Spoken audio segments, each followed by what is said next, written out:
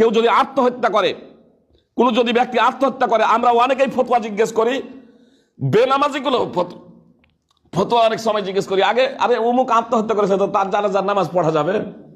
নামাজই পড়ে না, বেনামাজি জিজ্ঞেস করছে অমুক আত্মহত্যা করেছে তো তার জানাজার নামাজ পড়া যাবে? জেনে রাখুন, আত্মহত্যা করার থেকে নামাজ না পড়াটা আরো বেশি অপরাধ। যে দলিলের ভিত্তিতে আমি এই কথা বলছি, বিনা দলিলে কথা বলছি না। তার কারণ রাসূলুল্লাহ সাল্লাল্লাহু আলাইহি সাল্লামের স্পষ্ট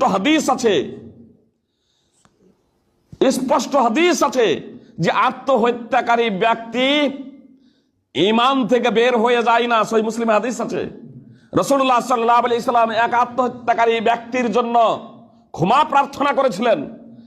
আল্লাহ রাসূল সাল্লাল্লাহু আলাইহি সাল্লাম নিজে আত্মহত্যাকারী ব্যক্তির জানাজার নামাজ পড়েননি, কিন্তু আল্লাহ রাসূল সাল্লাল্লাহু আলাইহি সাল্লাম আত্মহত্যাকারী ব্যক্তির জন্য ক্ষমা প্রার্থনা করেছিলেন। আর রাসূলুল্লাহ সাল্লাল্লাহু আলাইহি সাল্লাম তার জীবদ্দশাতে বেনামাজির একজনের জন্য ক্ষমা প্রার্থনা করেননি।